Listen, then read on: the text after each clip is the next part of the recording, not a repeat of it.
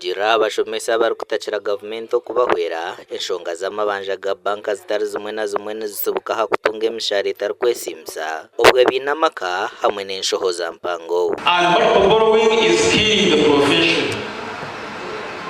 Someone goes to another bank, gets a loan. Goes to other institutions, gets a loan. Goes to Kafuna, another loan. At the end of the month, there's nothing to take home. Ibindi bizubwe biri kucumbagiza by'Obwegyese omu kyanga harimo obutagira abararo bw'abashomesa hamwe n'ebyombeko by'amashomero biri kuburakwa aha bwa sente nkye.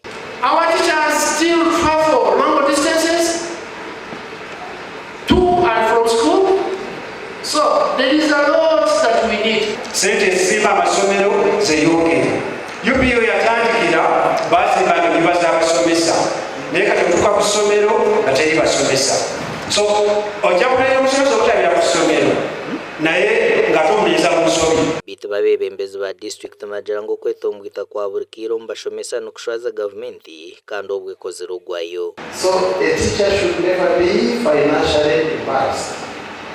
And financial embarrassment embarrasses the government with which you work because government pays you.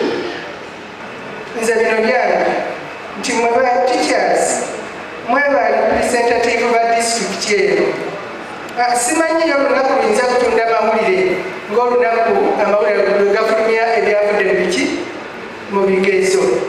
Tuyinza okukola enguudo za miliyoni naye tebyanoonya amawulire alabo enguudo ezakoze eki ezakoleddwa. Aba bahijirwa okwehanjiraho endiijo mirimo okushagika entaasya yaabo. Omugani makuru aho omu rurembo rwa Mbarara ab'ishomero rya Uganda Matazi Primary School biikira izooba ry'abashomesa n'ekitambo kya misa ekyebembirwe Father Vincent Kaboyo bashabire kuba ekyokureeberaho omu ncwamu yaabo.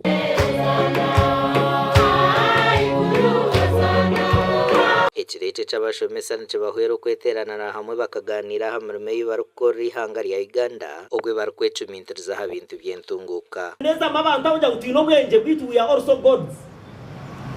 Haza mu scramble and partition. Haza mu survival for the fittest. Abantu niza Mbarara usanga ine mu protigana 5 yotine mnako. Omuntu ariyo naembekezi yakashatu yenda naraka tete yenda narara rugazi konkiwe abana baona na mukazo rando linagana jango bwana utiombea.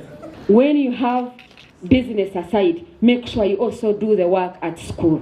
Orebe ngorho, orebe ngu washomesa lesson plan otine nebindi. Aha mukoro nigwo gumwe habaho no kusibira abashomesa bahumwire emirimo yabo ey'Obwegyese. Nkamatazi emyaka nk'ebiri hwire tushaziremu ngo tugume celebrating omu style.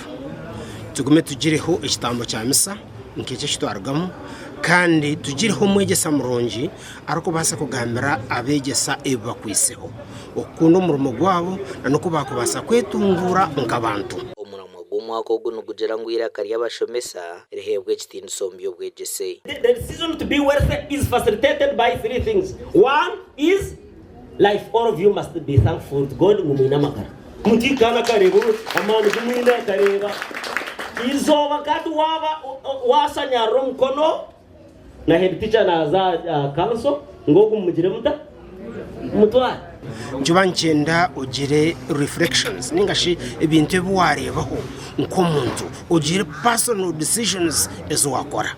Amakuru agagasha kwa Sande K. William na Christopher Ahindugire.